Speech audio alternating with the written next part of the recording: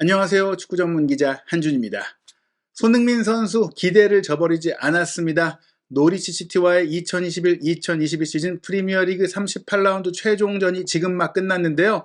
환상적인 가마차기 슈팅 원더골을 포함한 멀티골로 23호 골을 기록, 프리미어리그 득점왕을 차지했습니다. 노리치전 5대0 대승으로 토트넘은 자력으로 4위 자리를 지키며 챔피언스리그 진출권을 확보했는데요. 과연 손흥민 선수 어떻게 이런 대업을 이룰 수 있었는지 노리치전 경기 주요 장면 분석해드리고요. 또 프리미어리그 우승팀과 유로파리그 진출팀, 강등팀 어떻게 결정됐는지 최종전의 모든 이야기 총정리해드리겠습니다. 토트넘이 노리치 시티와의 원정 경기에서 5대0으로 크게 이기며 예상대로 기대대로 완승을 통해 골잔치를 벌였습니다. 전반전에만 2골을 넣었어요. 데안 쿠루세프스키 선수와 해리 케인 선수의 골이 나왔고요. 또 후반전에 손흥민 선수의 멀티골이 나오면서 5대0 대승을 거뒀습니다. 이날 승리로 토트넘은 승점 71점을 기록하면서 3위 첼시와의 승점차 겨우 3점밖에 나지 않는 아주 선전을 펼쳤습니다. 전반기 극도의 부진, 특히 콘테 감독 부임 전까지는 챔피언스리그 진출은커녕 유로파리그 진출도 어렵다라는 평가를 받던 팀이 기가 막힌 반전 드라마를 쓴 것입니다. 아스널도 마지막 라운드에서 승리하면서 승점 69점을 얻었으나 5위로 시즌을 마치게 됐고요. 맨체스터 유나이티드는 마지막 라운드에서 패배했지만 웨스트햄도 패배하면서 6위를 지켜 유로파리그에는 참가할 수 있게 됐습니다. 웨스트햄이 유로파 컨퍼런스 리그로 나가게 됐습니다. 이날 선발 명단 노리치티가 최근에 5백을 많이 썼는데요. 4-2-3-1 포메이션으로 공격적으로 경기를 했어요. 이미 최하위로 강등이 확정됐기 때문에 홈팬들 앞에서 치르는 마지막 경기, 또 마지막 프리미어리그 경기인 만큼 공격적으로 화끈하게 축구를 하고자 해서 나섰고요. 그런 덕분에 토트넘도 많은 공간을 두고 열린 경기를 펼칠 수 있었고, 그로 인해서 치고받는 양상의 경기가 펼쳐졌습니다. 토트넘 허스퍼는 몇몇 선수들의 식중독 문제로 우려가 있었지만 경기 당일에는 모든 선수들이 컨디션을 회복했고요. 손케 쿨 트리오 공격 라인에 그대로 나섰고, 좌우 윙백 세세뇽과 로얄, 중앙 미드필더 벤탄쿠르와 호이비에르, 3백 산체스 다이어, 데이비스, 골문 로리스가 지키는 부분까지 지난 번리전에서 이제 모우라 선수 대신 갑자기 이제 몸이 안 좋았던 쿠루세스키가 빠졌었잖아요. 다시 쿠루세스키가 돌아오면서 본래의 주전 라인업이 구축이 됐습니다. 포진도를 살펴보면 노리치 시티가 4-3-3, 4-2-3-1로 볼 수 있는 그런 포진도였습니다. 본래 윙백으로서는 아론스와 자놀리스 선수가 아예 풀백으로 내려오고 헤인리 선수와 바이람 선수가 센터백을 봤는데, 이 바이람 선수가 원래 풀백을 볼 수 있는 선수인데 센터백으로 옮겨오다 보니까 수비적으로 조금 어려움을 겪었고요. 중앙 수비형 미드필드 라인에도 사실 부상으로 이탈한 선수들이 많다 보니까 노르만과 세렌센이 나왔는데, 이 선수들도 역시 우려대로 중앙 지역에서 공격 전개도 아쉬웠고 수비적인 커버도 아쉬우면서 토트넘에게 완전히 일방적으로 밀리는 경기를 했습니다. 다만 티무 푸키와 이제 왼쪽 측면 미드필더로 나선 라시차 선수가 좋은 개인적인 공격 능력을 보여줬지만 결국엔 토트넘 수비가 무실점으로 막아냈고요. 토트넘은 지금까지 구사해왔던 콘테 감독의 3-4-3 포메이션을 그대로 썼습니다. 전반 7분 만에 토트넘이 좋은 장면을 만들었는데요. 이날도 케인 선수가 2선으로 많이 내려와서 공을 배급하고 뿌려주는 역할, 9번 역할보다는 10번 역할을 좀 많이 했어요. 역습 전개 상황에서 케인의 과감하게 전방으로 찔러준 스루 패스를 클루셉스키가 받아서 돌파를 시도했고요. 본인이 선호하는 대로 오른쪽 끝까지 들어가서 접고 나오면서 왼발 패스를 가운데로 내줬는데, 여기서 공을 받은 호이비에르 선수의 슈팅이 크로스바를 넘기고 말았습니다. 골문 근거리에서 아주 좋은 기회가 왔는데 호이비에르의 마무리가 좀 아쉬운 그런 장면이었습니다. 이날은 호이비에르가 평소보다는 조금 몸이 무거워 보였고 무게중심도 높아 보였고 컨디션이 조금 이제 예전만 못하다는 느낌이 있긴 했거든요. 이 기회를 좀 아쉽게 놓쳤고요. 전반 11분에도 토트넘의 좋은 장면이 있었는데, 이날은 저번 라운드에 이제 식중독 문제로 후반전에 나왔던 쿨리세트키가 2주 정도의 시간 동안 거의 많은 출전 시간을 가져오지 않다 보니까 푹 쉰 덕분인지 아주 가뿐한 몸놀림, 날카로운 플레이를 펼쳐 보이면서 아마도 토트넘 입단 후 최고의 플레이가 아니냐고 생각할 정도로 치명적이었어요. 전반 12분에 이 장면도 지금 보시면은 3-4명의 노리치 선수들이 중앙 공간을 에워싸고 있음에도 불구하고 날카로운 스루 패스를 호이비에르에게 연결해줬고, 호이비에르가 이 공을 받아서 케인에게 밀어주고 케인 선수가 슈팅까지 연결했지만 쿠르의 선방이 막혔습니다. 이번 경기는 아무래도 공격 가담 과정에서 호이비에르와 벤탄쿠르를 과감하게 전방으로 올리는 콘테 감독의 지시가 있던 것 같은데요. 손흥민과 케인 선수에 대한 집중 마크를 예상하고 이 선수들의 사이사이 공간으로 벤탄쿠르와 호이비에르가 들어갈 때 차이를 만들 수 있었고, 또 그 위치로 벤탄쿠르나 클루세스키나 호이비에르 같은 선수들이 또 서로 오르내리면서 뒤로 빠졌을 때는 좋은 패스를 침투하는 그런 전술적인 효과를 냈습니다. 결국 전반 16분에 선제골이 나왔는데요.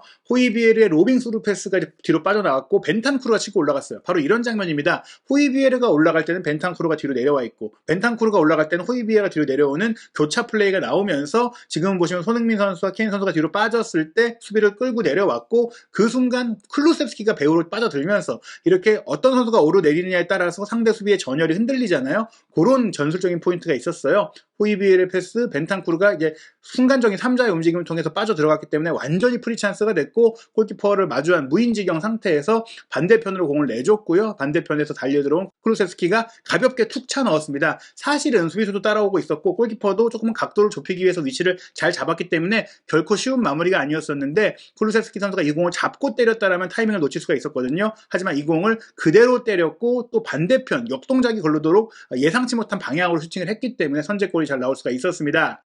그리고 전반 23분 위기도 있었는데요. 수비 지역에서 다이어 선수의 패스 미스가 나오면서 라시차가 이 공을 끊어냈고 라시차가 이제 공을 몰고 가서 오른발 슈팅까지 연결한 것이 옆으로 살짝 빗나갔어요. 이날 낮 경기이기도 했었고 또 햇살이 따갑고 이런 부분들 때문에 조금 수비 라인에서 실수가 번번이 나오는 부분들이 있었는데요. 그런 가운데 같은 시간 킥오프한 아스널과 에버튼의 경기에서도 득점 사실이 전해졌습니다. 아스널의 마르티넬리가 시도한 슈팅을 이워비가 손으로 막아낸 것이 포착이 됐고 VAR을 통해서 핸드볼 파울이 선언됐고 마르티넬리가 직접 키커로 나서서 득점을 했어요. 사실 토트넘도 1대0의 리드가 아슬아슬하다고 할 수 있는 상태였고 1대0으로 앞서곤 있지만 축구 경기라는 게 어떤 일이든지 벌어질 수 있기 때문에 아스널이 계속 골을 넣고 앞서간다라면 심리적인 압박이 될 수가 있는 상황이었는데요. 선제골 이후 곧바로 아스널이 추가골까지 넣었습니다. 전반 31분에는 코너킥 상황에서 마르티넬리가 헤더로 흘려준 것을 은케티아가 달려들면서 또 하나의 헤더로 연결하면서 2대0을 만들었어요. 하지만 토트넘도 같은 시간에 2대0을 만들게 됩니다.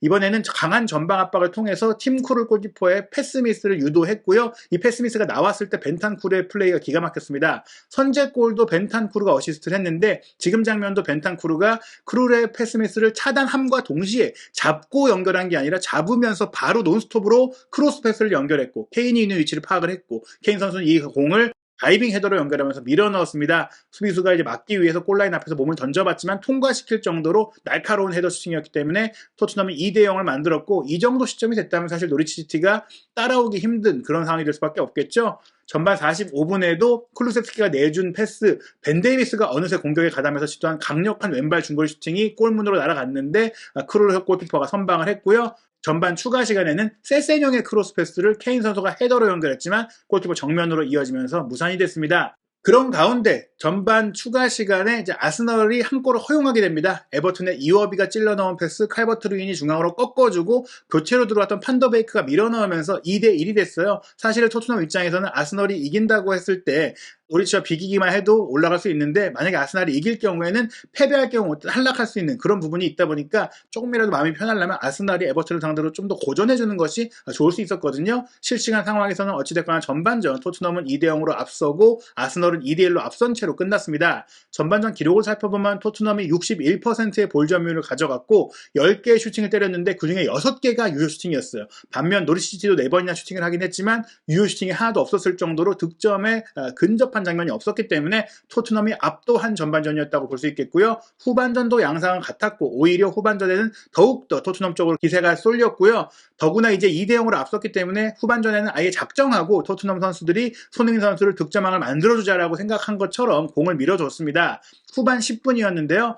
벤탄쿠르의 패스를 받은 케인 선수가 손흥민 선수의 침투 동선에 맞춰서 정확하게 스루 패스를 보내줬고 손흥민 선수가 이 공을 받아서 슈팅까지 가져갔는데 팀쿠르를 선방을 하면서 막혔어요. 계속해서 총공세를 펼치다 보니까 허점이 없진 않았습니다. 후반 10분에는 역습에 나선 노리시티가 라시차의 크로스 패스를 티모 푸키가 헤더로 연결하면서 만회 골을 노렸는데 골대 옆으로 빗나갔습니다. 그런 시점에 후반 11분 아스널이 코너킥 상황에서 뒤로 빼준 공을 세드릭 소아레스가 논스톱 슈팅으로 연결하면서 한 골을 더 넣으면서 3대1로 앞서갔고요. 그리고 후반 15분에는 가브리엘 마갈량이스가 수비수로서 공격에 가담했다가 이어진 패스를 강하게 차넣으면서 4대1까지 만들었어요. 아스널의 에버튼을 확실하게 이길 수 있는 상황이 됐기 때문에 토트넘도 추가골이 조금은 필요한 그런 상황이었는데요. 같은 시간 후반 15분에 케인의 크로스 패스를 손흥민 선수가 문전에서 기가 막히게 건드렸고 논스톱 슈팅으로 연결했는데 팀쿠르 선수가 이번에도 놀라운 반사지경으로 망한됐습니다. 팀쿠르 선수가 계속해서 손흥민 선수의 득점왕을 막기 위한 이런 슈퍼 세이브를 가져갔는데요. 후반 17분에는 벤탄쿠르의 스루 패스가 클루셉스키에게 이어졌고 클루셉스키가 수비를 등진 채 빠르게 돌아서면서 1대1 상황을 만드는 정말 놀라운 돌파를 보여줬습니다. 팀크루 선수가 클루셉스키가 이제 계속 달려 들어오는 과정 속에 수비수가 없다 보니까 페널티 에어리아 바깥까지 나와서 차단하려고 했는데 여유있게 클루셉스키가 골키퍼가 제켰어요. 그 다음에 바로 골문이 빈 상태에서 슈팅을 할 수 있었는데 슈텝이 조금 꼬였고 그런 상황에서 손흥민 선수가 달려 들어왔고 손흥민 선수에게 어떻게 보면 패스를 하게 됐는데 여기서 수비수가 먼저 달려와서 차단하는 상황이 되고 말았습니다. 아쉽게도 추가골을 넣을 수 있는 기회가 무산이 됐는데요.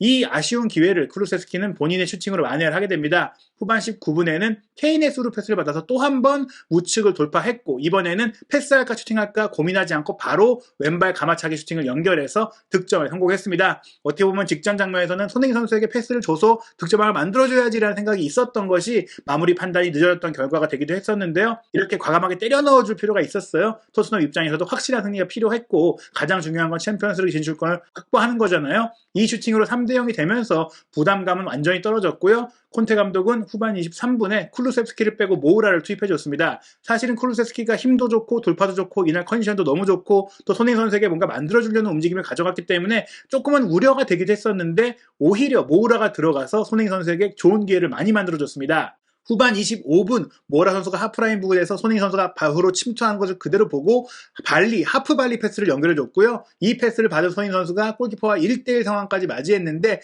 이 오른발 슈팅도 팀 쿠룰이 잘 막아냈어요. 정말 이 각도도 없긴 했지만 잘 때린 슈팅을 또 잘 막아냈거든요. 하지만 1분 만에 이 아쉬운 상황을 손흥민 선수가 만회하는 기다렸던 골을 터뜨리게 됩니다. 케인 선수의 날카로운 스루 패스가 모우라에게 이어졌는데 모우라 선수가 이 공을 잡지 않고 바로 빙글 돌면서 손흥민 선수에게 툭 밀어줬고 그랬기 때문에 수비수가 모우라 쪽으로 쏠려 있다 보니까 빈 공간이 생겼고 손흥민 선수가 이 공을 받았을 때 사실은 골키퍼가 뛰어나오니까 또 한번 각도가 좀 좁아졌거든요. 그런데 손흥민 선수도 이 패스를 잡아놓지 않고 바로 오른쪽 골문 하단 구석을 노리는 논스톱 슈팅으로 연결하면서 깔끔하게 성공시켰고 마침내 염원했던 리그 22호 골을 성공시켰습니다. 후반전에 리버풀도 울브스와의 경기를 좀 치르고 있는 와중에 살라가 벤치에 있었는데 58분 정도, 후반 13분 정도에 교체 투입이 됐거든요. 살라까지 들어온 상태에서 손흥민 선수가 이제 살라의 기록을 따라잡은 상황이 됐는데요.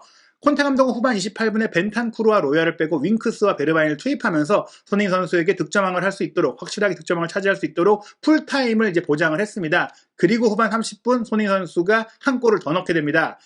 보통 이제 코너킥이나 프리킥이 나올 때는 손흥민 선수가 올리곤 했는데 이날은 손흥민 선수가 슈팅 위치를 계속해서 가져가면서 득점을 확실히 노렸어요. 모우라가 이 측면에서 나왔던 프리킥을 올렸는데 수비와 경합 속에 흘러나온 공 손흥민 선수가 받고 나서 수비의 경합에도 뿌리치고 힘있게 가운데로 접고 들어오면서 본인의 장기인 오른발 가마차기 슈팅을 골문 구석으로 강하게 때려 넣으면서 5대0을 만들었고 멀티골을 넣었고 자신의 23호 골을 넣었습니다.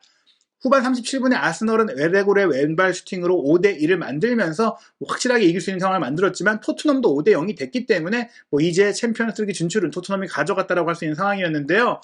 한편 후반 39분에 리버풀이 울브스와 1대1로 팽팽하게 맞서고 있었는데 문전 혼전 과정 속에 살라 선수의 왼발 슈팅이 이제 골망을 가르면서 리버풀이 2대1로 앞서게 됐고 손흥민 선수의 23골 기록을 살라가 따라잡게 되는 그런 상황이 됐습니다. 하지만 살라 선수의 더 이상 득점은 없었고요. 결국에는 손흥민 선수와 살라 선수가 나란히 23골을 넣은 채 경기가 마무리됐습니다.